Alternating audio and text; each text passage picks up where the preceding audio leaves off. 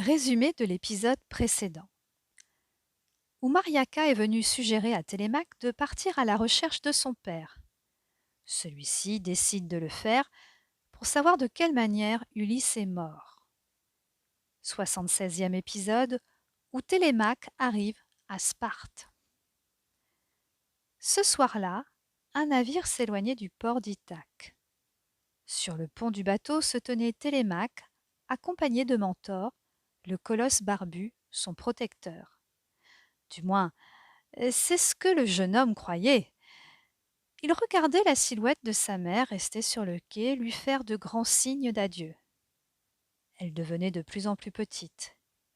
Bientôt elle ne fut plus qu'un point à l'horizon. Télémaque était trop loin pour distinguer une autre silhouette qui s'était approchée de Pénélope. C'était pourtant celle de Mentor. « Mon ami, je te suis tellement reconnaissante, » murmurait Pénélope. « Quand tu as arraché mon fils du palais, je ne pensais pas que tu parviendrais à le soustraire à ses mauvaises influences. Il a complètement changé d'attitude vis-à-vis des prétendants. C'était inespéré.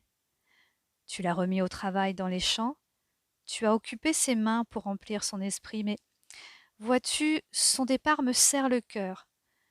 Il ne cherche pas à retrouver son père, ni à entretenir son souvenir.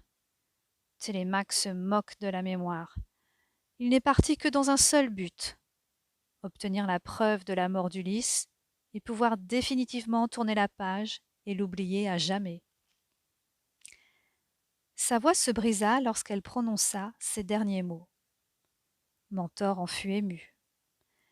Il posa son bras sur ses épaules avec tendresse. N'aie crainte, un voyage comme celui-ci peut tout bouleverser. Peut-être se trouvera-t-il enfin. En tout cas, il est bien accompagné. Pénélope esquissa un sourire. Il pense être parti avec toi. Oui, j'ai laissé la déesse Athéna prendre ma place et mon apparence. C'était plus prudent pour ton fils. Elle saura le guider et l'entourer comme une mère. Ce que Mentor ne dit pas, c'est que, même avec l'aide d'Athéna, la partie était loin d'être gagnée. Car il fallait que Télémaque lui-même ait envie, enfin, de grandir et de prendre sa place dans la vie, ce qui n'était pas certain. 3 hommes, le visage dissimulé sous une capuche, observaient eux aussi le départ du navire de Télémaque.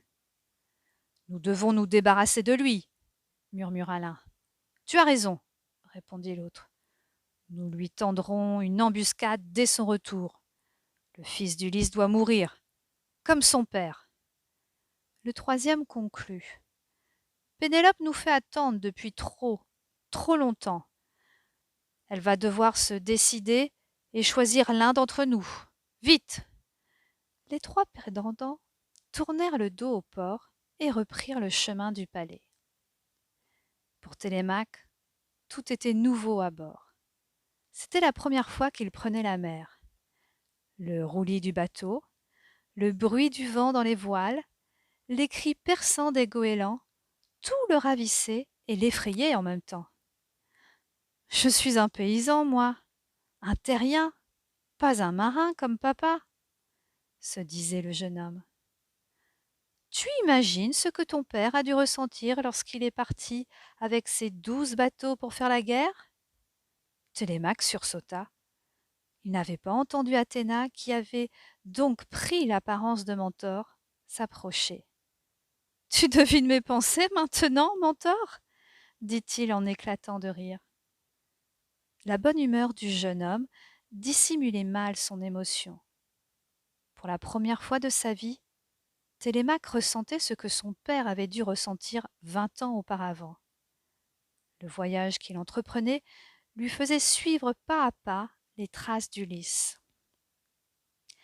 Quelques semaines plus tard, après s'être initié à la navigation et à la vie en mer, soumise au courant et au vent du large, Télémaque s'apprêtait à entrer dans la ville de Sparte. Il la découvrait prospère et arrogante. Cette riche cité le mit d'emblée mal à l'aise. Athénamentor, à ses côtés, lui dit: C'est ici que ton père a rencontré ta mère. Lorsqu'Ulysse y est entré pour la première fois, lui, le pauvre d'une île pauvre, il a détesté la ville. Mais il en est reparti le plus heureux des hommes en ayant obtenu l'amour de ta mère. Surpris, Télémaque se dit qu'il n'avait jamais questionné Pénélope sur son histoire, encore moins sur sa rencontre avec son père. Il se promit de le faire dès son retour. Il arriva enfin au palais de Ménélas. L'imposante bâtisse lui déplut, mais il ne put s'empêcher de la comparer au palais délabré de son père. Certains de ceux qui avaient été victorieux sous les murailles de Troie en étaient revenus encore plus riches et plus puissants. Quelle injustice que la disparition d'Ulysse! Comme tu lui ressembles! S'exclama soudain une voix. Le jeune homme venait d'être interrompu dans ses pensées par Ménélas en personne qui s'avançait sur les marches. Le roi de Sparte lui ouvrait les bras. Entre, mon ami, le fils de mon meilleur ami, entre. Tu es ici chez toi. La gorge de Télémaque se noua.